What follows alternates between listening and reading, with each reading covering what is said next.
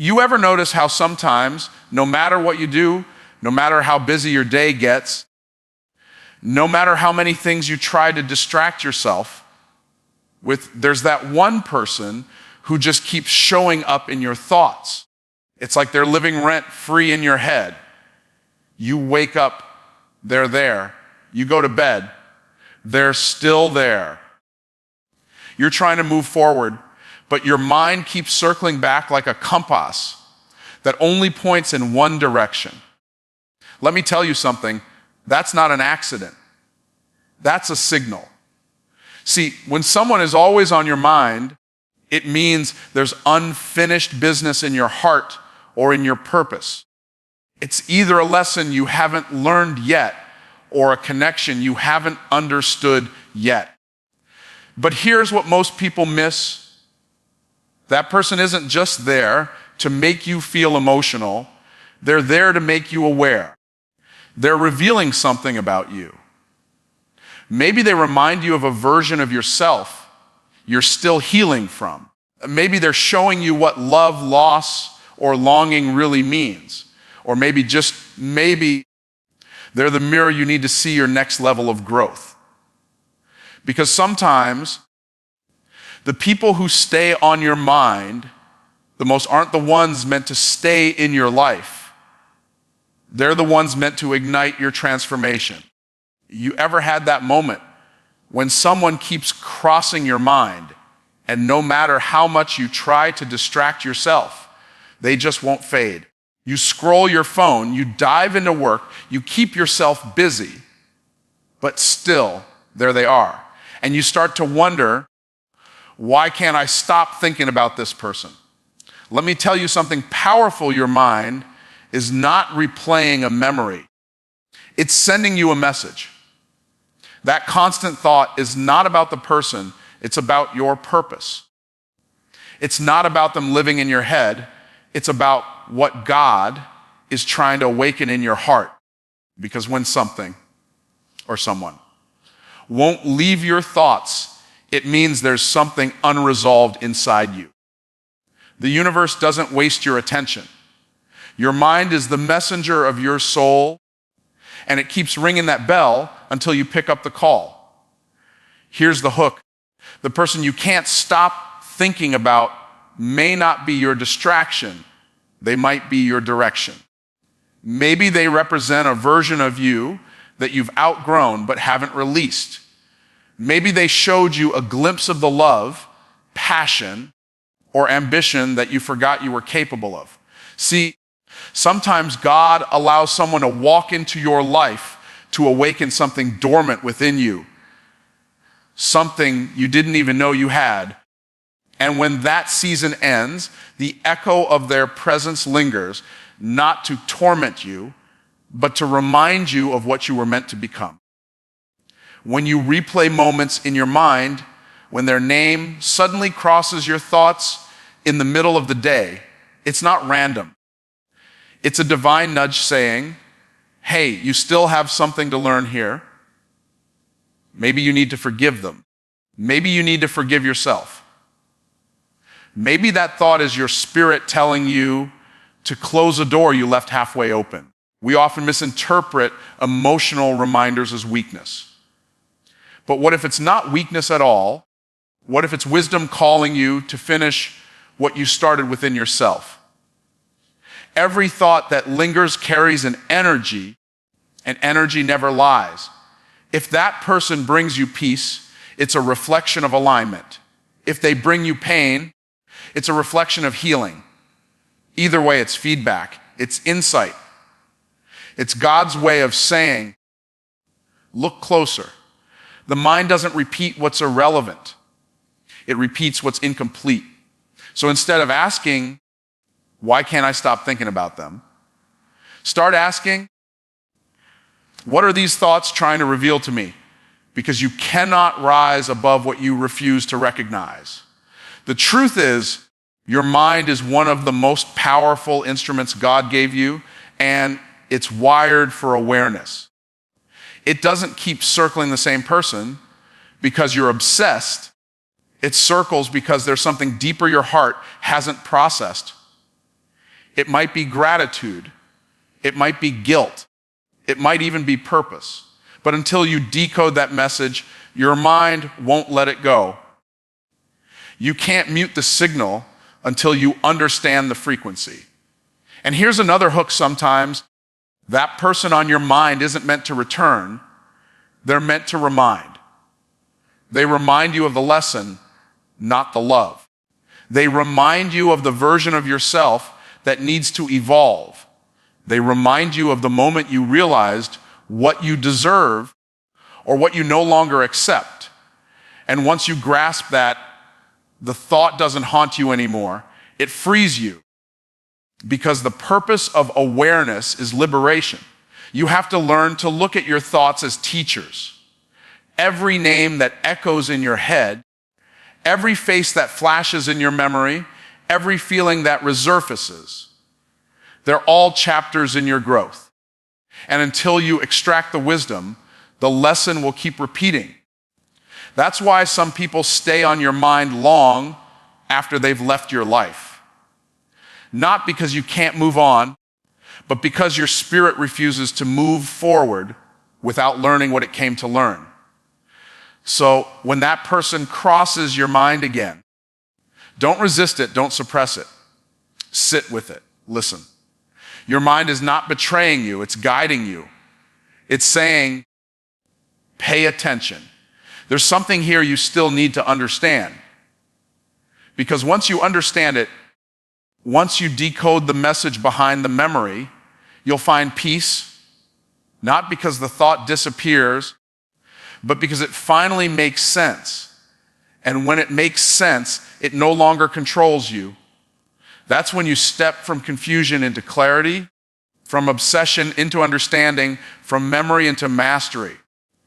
Every person who enters your life carries something with them, an assignment, a lesson, or a purpose. Some will come to bless you, some will come to challenge you, and some will come to transform you. You don't meet anyone by coincidence. You meet them because your path required their presence. Every connection, whether it brought joy or pain, is a piece of the bigger plan that's shaping who you're becoming. And when you start viewing people through that lens, you stop asking, why did this happen to me? And start realizing, this happened for me. Here's the hook. Every person you meet is either a lesson or a launch pad. They will either teach you something that builds your wisdom or push you into a new dimension of your purpose. And sometimes the same person can do both. The ones who hurt you may be the very ones who pushed you into your healing. The ones who rejected you might be the ones who redirected you. The ones who walked away may have unknowingly cleared the space for what you truly deserve. That's the divine irony of life. Pain becomes the platform, and people become the process. Think about it. The person who broke your heart didn't just leave you shattered. They left you sharper. They forced you to dig deeper into yourself and realize your worth wasn't tied to their approval. The person who doubted you didn't just discourage you, they unknowingly fueled your determination to prove to yourself that you could rise. The friend who betrayed you didn't destroy your trust. They refined it. They taught you the difference between loyalty and convenience, between connection and attachment. Every single encounter, whether it ended in celebration or heartbreak, served your evolution. The truth is, God often disguises growth opportunities as people. You think you met them for love, but you met them for learning. You think they came to stay, but they came to shift something inside you. Sometimes he sends a person to hold up a mirror, to show you your blind spots, your fears, your insecurities. Sometimes he sends someone who will stretch your capacity to love, to forgive, to understand. Sometimes he allows someone to walk away, not because they were unworthy, but because you were outgrowing the level of life that connection represented. Here's another hook.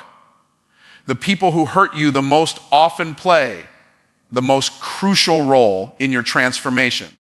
It's easy to appreciate the ones who love you, but true mastery comes when you can appreciate the ones who tested you. Because they didn't break you, they built you. They didn't end your story, they refined your script. You don't rise in life without resistance. You don't develop wisdom without wounds. You don't gain clarity without contrast. Every person who crossed your path was a necessary part of your becoming. See, most people waste energy trying to erase people from their past instead of extracting the purpose from their presence. But wisdom doesn't come from forgetting, it comes from understanding. You don't need to hate them. You don't even need to blame them. You just need to recognize what they came to show you and what they came to shift within you. That's the freedom when you can look at someone who once caused you pain and say, "Thank you. You were my teacher." Because that's when you know you've moved from emotional reaction to spiritual realization. Some people will open doors for you and others will close them. Both are blessings. Some will lift you, others will leave you. Both will shape you. Some will speak life into you and some will speak doubt. Both will push you to discover your truth. Don't ever underestimate the role of people in your process. God will use anyone, even your enemies, to push you toward your destiny. So the next time someone walks out of your life or hurts you in a way that feels unfair, pause and ask yourself, what was their purpose in my story? Because once you see them as part of the plan, the bitterness turns into understanding. You stop chasing closure and start embracing clarity. Every person is a divine appointment. Some are blessings, some are lessons, and some are launch pads. But every single one moves you closer to becoming the person you were always meant to be. You can't heal what you refuse to face. You can't rise above what you keep running from. The truth is, whatever you avoid today will quietly control you tomorrow. The mind is clever, but the soul is honest.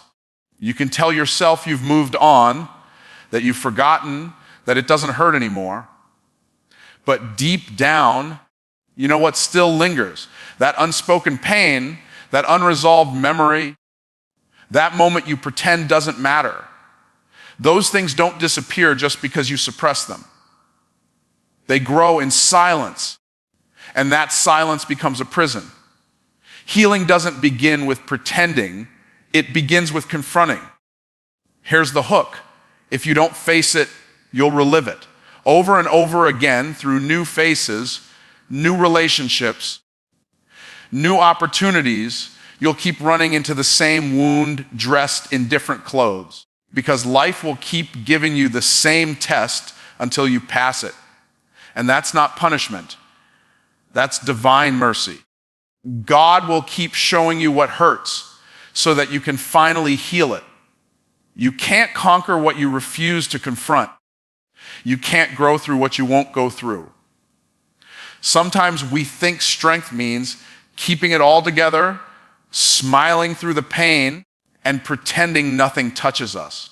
But true strength is having the courage to look your truth in the eye and say, yes, that broke me, but it won't define me. Healing requires honesty.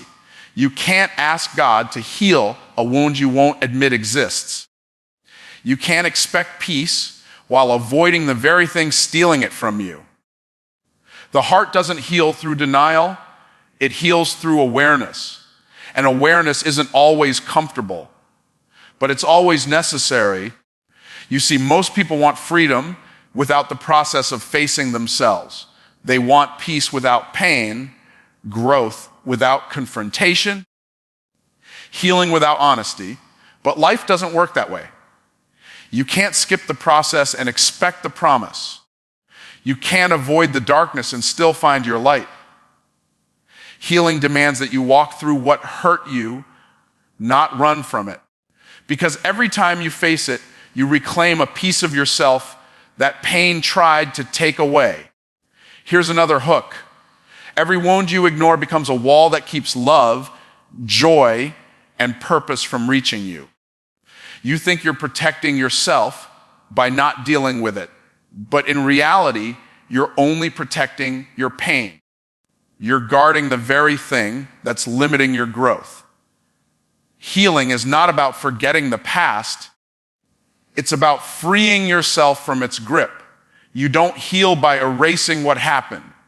You heal by changing what it means to you. You look back and say, yes, that happened. Yes, it hurt. But it also shaped me. It taught me. It refined me. And here's the truth. Facing your pain doesn't make you weak. It proves how powerful you really are. Because anyone can hide, but it takes courage to heal. It takes faith to sit with your hurt long enough to understand it. It takes wisdom to see that what once broke you was actually building you. Every scar carries a story, and every story carries strength. The goal isn't to pretend the scar never existed. The goal is to let that scar remind you of how far you've come. Healing isn't a straight path. Some days you'll feel strong, other days you'll feel shattered. But that's okay. Healing isn't about perfection. It's about progress. It's about choosing every day to no longer let the past control your present. It's about forgiving yourself for what you didn't know, forgiving others for what they couldn't give, and allowing your heart to breathe again. You can't rush that process, but you can commit to it. Because every time you face what hurts, you take one step closer to becoming whole. The pain that once paralyzed, you will one day become the proof of your power. What once triggered you will one day no longer move you. And that's when you'll realize that healing wasn't about going back to who you were before the pain. It was about becoming who you were meant to be because of it. The moment you face what you fear, you take back everything that fear stole from you. Because true healing isn't the absence of pain. It's the presence of peace that comes after you've faced it and won. Some people walk into your life and leave a mark that time can't erase. It's like their presence imprints something on your soul, something invisible yet undeniable. You may not talk to them anymore. You may have gone your separate ways, but a part of them remains with you. And the reason is simple. Divine connections leave spiritual imprints. These aren't ordinary encounters. They're orchestrated by something greater. God doesn't allow certain people into your life by coincidence. He allows them by intention. They come with a purpose, and when that purpose is fulfilled, their physical presence may fade, but the spiritual imprint remains to remind you of what was awakened inside you. Here's the hook. Some people are not meant to stay forever, but they're meant to shift you forever. They enter your world not to complete you, but to awaken you. They stir something within you that you didn't even know existed. Faith, courage, creativity, love, awareness, or even pain that leads to purpose. And when they're gone, the echo of their energy still moves through your life, guiding your decisions, influencing your emotions, and shaping your growth. That's not an obsession. That's a divine connection that left a fingerprint on your evolution. You see, the spirit recognizes alignment before the mind understands it. That's why some people feel familiar even when you've just met them. There's a resonance, an unspoken understanding, like your souls met long before your paths crossed. It's not always romantic. Sometimes it's deeply spiritual. These are people who speak to the deepest parts of you without saying much at all. Their words carry weight. Their energy feels like home, and their presence changes your atmosphere. That's not chemistry. That's purpose. But here's where most people get it wrong. They try to hold onto divine connections past their season. They confuse spiritual imprint with permanent placement. Just because someone left a mark doesn't mean they were meant to stay. Some are meant to awaken your awareness, not accompany your journey. And when God removes them, it's not rejection, it's redirection. He's saying the purpose of that connection is complete. Yet, even after they're gone, their impact continues to guide you. Because when God uses someone to awaken you, their imprint becomes part of your identity. Sometimes the most painful goodbyes are the ones attached to the most meaningful lessons. You miss the person, but what you're really missing is the version of yourself that existed when you were with them. They brought something out of you, something bold, something beautiful, something true. And when they left, it felt like that part of you left too. But here's the truth. You don't lose what they awaken, you carry it forward. You take that awareness, that strength, that depth, and you weave it into the fabric of your life. Because divine connections don't end, they evolve. Here's another hook. When God wants to elevate your spirit, he often uses people as catalysts. They might not even realize it, but their presence triggers transformation. Sometimes they challenge your comfort zone. Sometimes they mirror your flaws. Sometimes they love you in a way that exposes your fear of being loved. Whatever their role, it's divine in nature. And when the lesson is learned, the energy remains, a permanent reminder that you've grown. That's why you can think of someone years later and still feel something, not pain, not longing, but gratitude. Because your spirit remembers what your mind has long forgotten. You remember how they made you believe again, dream again, or heal again. That's not holding on, that's honoring the imprint. It's understanding that not all connections are meant to be permanent in presence, but permanent in purpose. Every divine connection is a spiritual exchange. You give, you receive, you evolve. They take something from you that helps them grow, and they leave something behind that helps you become. That's how God weaves destiny through divine appointments disguised as relationships. So when someone crosses your path and leaves a lasting imprint, don't see it as loss. See it as legacy. Because they weren't just part of your story, they were part of your becoming. And that's the beauty of divine imprints. They remind you that your journey is not random. Every person who truly touched your soul was a messenger carrying something sacred. You don't have to cling to them to keep what they gave you. You just have to carry the light they left within you. Because when someone has truly impacted your spirit, their presence never leaves. It simply transforms into purpose. Letting go doesn't mean forgetting, and it doesn't mean you stopped caring. It means you've grown to a place where you no longer need what once defined you. There's a moment in every journey where holding on hurts more than releasing, and that's when you know it's time to evolve.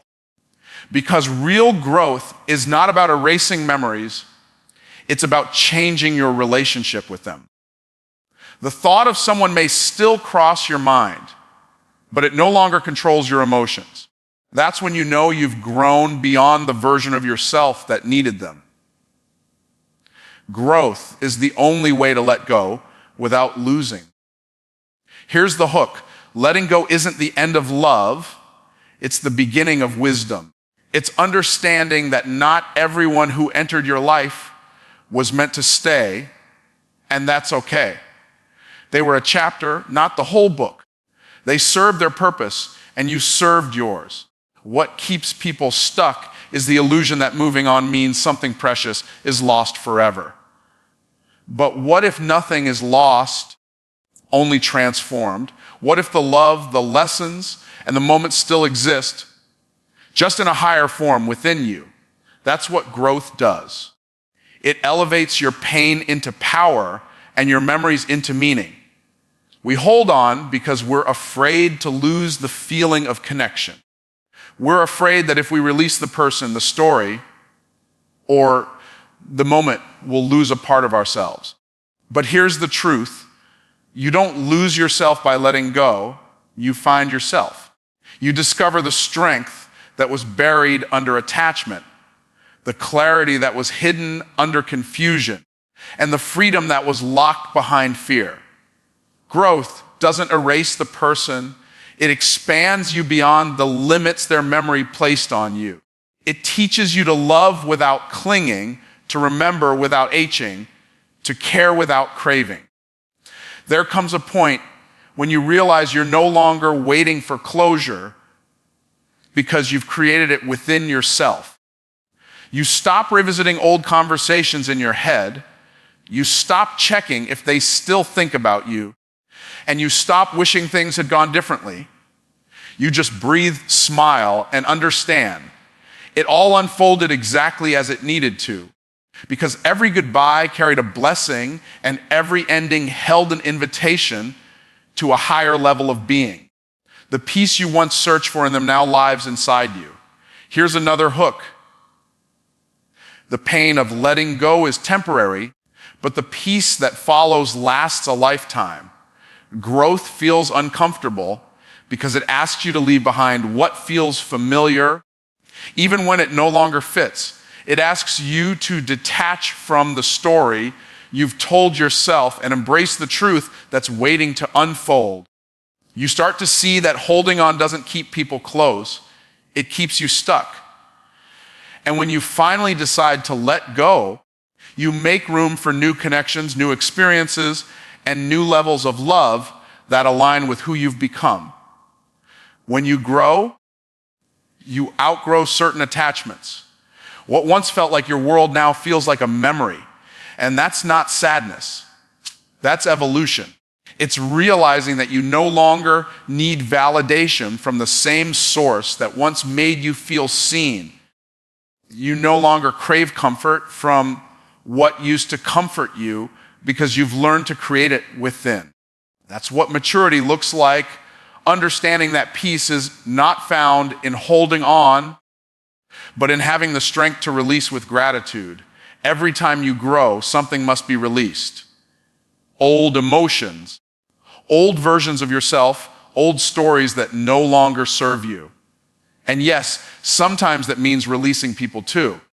But when you let them go with love instead of resentment, with gratitude instead of guilt, you don't lose them. You honor them. Because their role in your life wasn't to stay, it was to help you rise. You can remember them without reliving the pain. You can think of them and smile, not because you miss them, but because you've made peace with what they represented. Growth is a gentle teacher. It doesn't demand that you forget. It invites you to evolve. It asks you to see that the end of one connection is the beginning of a deeper connection with yourself. You don't let go to lose. You let go to live. You let